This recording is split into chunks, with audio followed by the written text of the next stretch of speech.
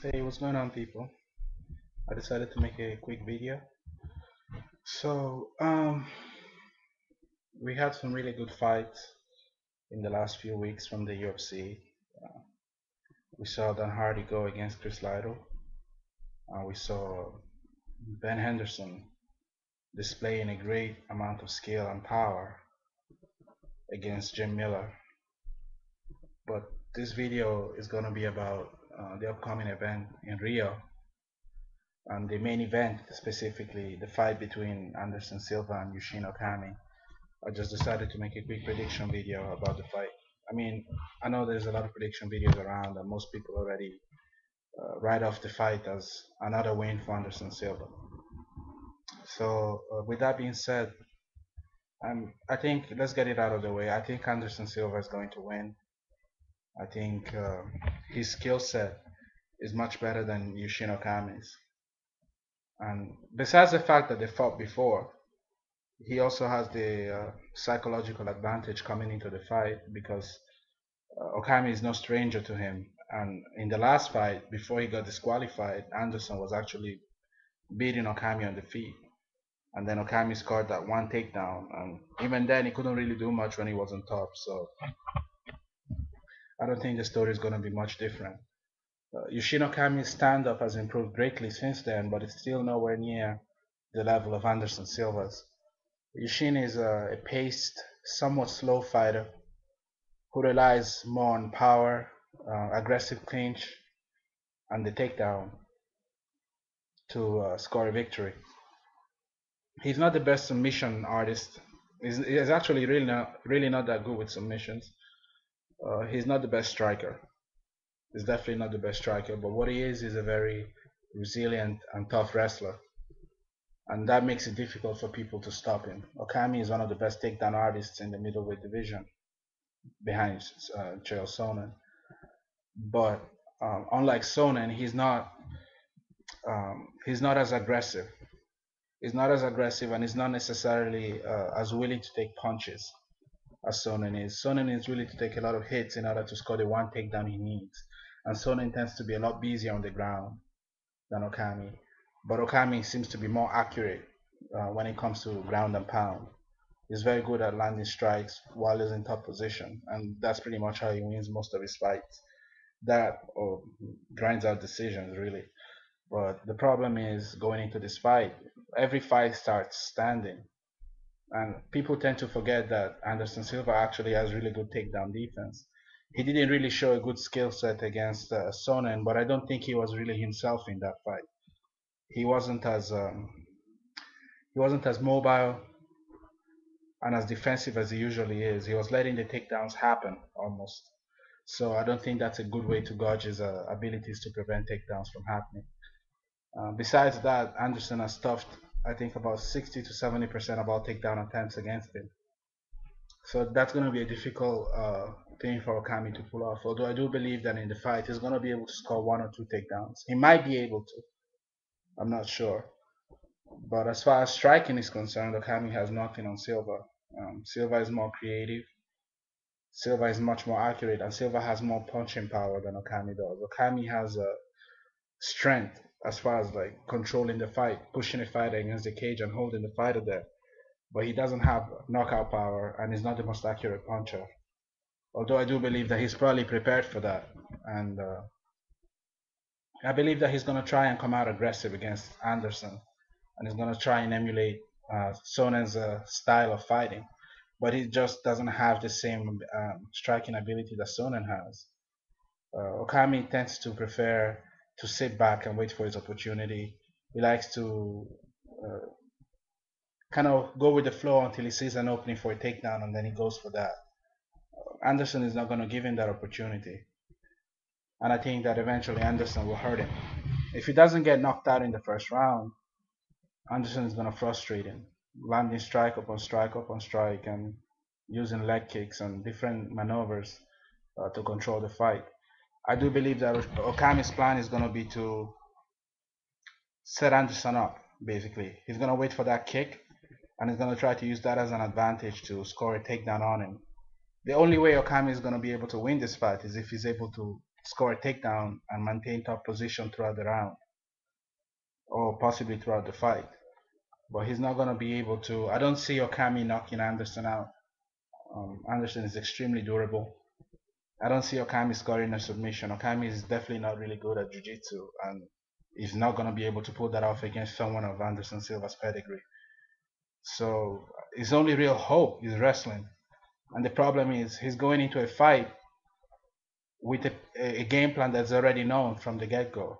Anderson knows that Okami is going to go there with the sole intention of taking him down at least once. So Anderson is going to be prepared for that. He's been training with heavyweights and he's been working on his wrestling defense a lot. So I really don't think Okami is going to be able to hurt him. And Anderson already knows Okami's style of fighting. He knows that Okami is going to try and push him against the cage and he's going to try and pin him and control him and smother him out. But that's why I don't think Okami is going to be able to pull it off, because with Anderson having that knowledge beforehand, he has all the training partners and all the time he needs to prepare for it. That and the fact that he's really not afraid of Okami at all, whereas Okami is afraid of Anderson. So I think this fight is definitely not going to be very competitive, but I do believe that Okami is still a very dangerous opponent because despite Silva's takedown defense, wrestling has always been his Achilles heel. He has no problem when it comes to standing fights. When it comes to striking, Anderson is probably one of the best in his weight class and probably one of the best in the sport. He has no problem with jiu-jitsu, but he doesn't like aggressive wrestlers. So I think that's gonna be the one advantage that Okami is gonna bring, and the one thing that Anderson is gonna watch out for. I don't think we should write it off completely, but I do believe that Okami is actually one of the easiest fights he's had in a while. I think besides Charles Sonnen, I don't see too many people really giving Anderson trouble. And even that Charles Sonnen fight, I'm not really too sold on it because I didn't see the Anderson that I'm used to seeing. So I don't think that that fight alone is an indicator of their skill level and their talent. So I think the fight is not. I don't think the fight is gonna go the distance. I don't see the fight going the distance. I think the fight might end in the third or fourth round. If not that, it's gonna be a first round knockout win for Anderson. But I do believe that it should be entertaining, but not very. It's not gonna be one of those back and forth wars. I see Okami trying his very best to set up the takedown and trying to stay competitive, and Silva just outclassing him in every aspect of the fight. But it should be a good event. So I mean, I really don't see anything that Okami brings to the table that should be a problem for Silva.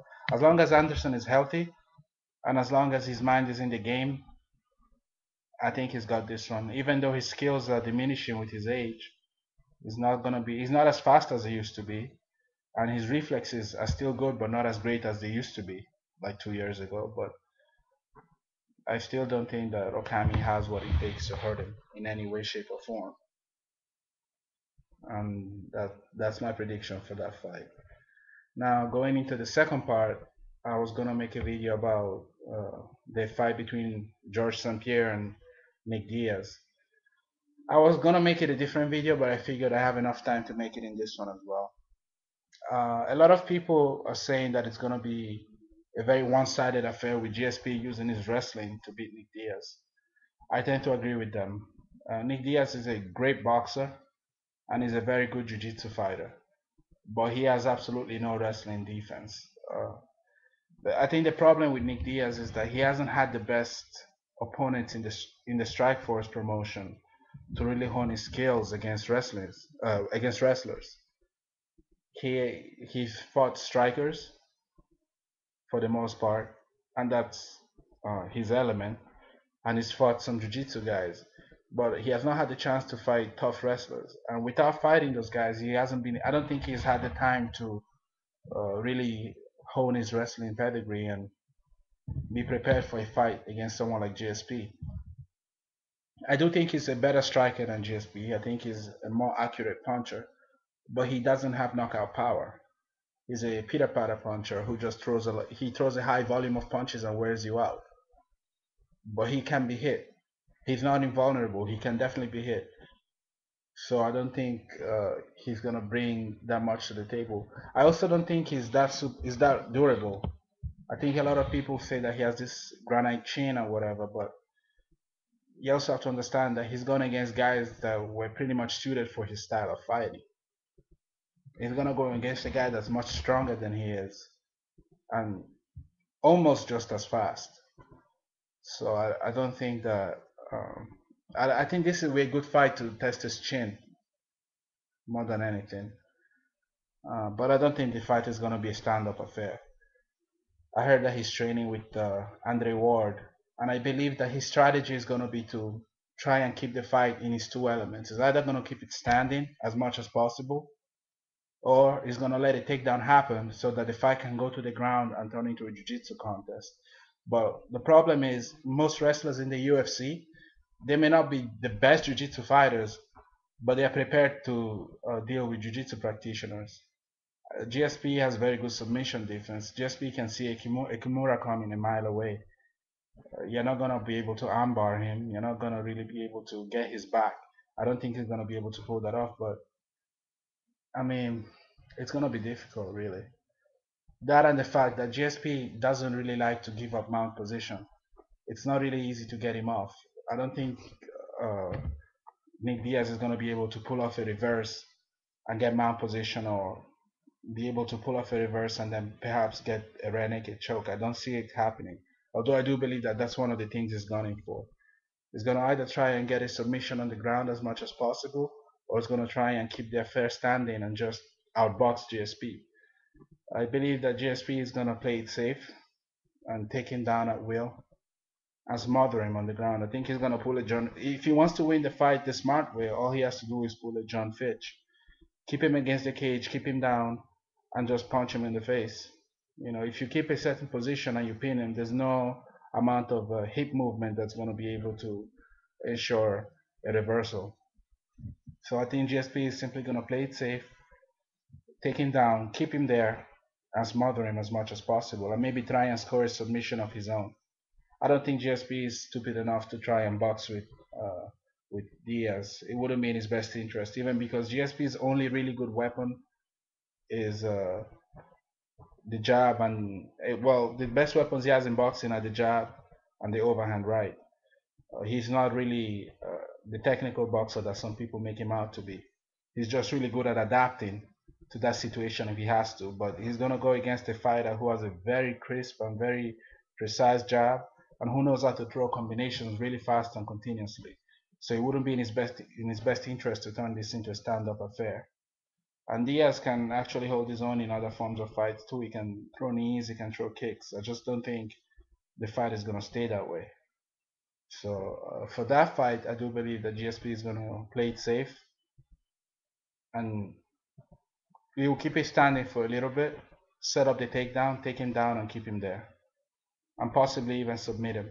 I don't think that Nick Diaz has faced the level of competition that GSP has faced in the last 5 years. And I feel that if GSP was able to go against someone like Shields and pretty much dominate him, I don't see how Nick Diaz is going to be able to pull it off, because I don't think Nick Diaz could go against Shields either.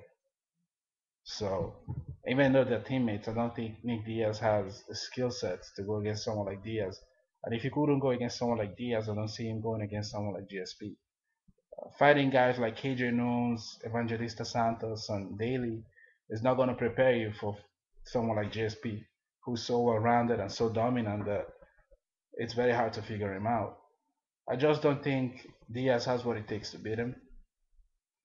So I think for that fight, GSP is going to play it safe and simply wrestle his way to a decision or a submission victory. Possibly even a knockout due to ground and pound, but I doubt that. So that's my prediction for the two events. Get back to me in the comment section later.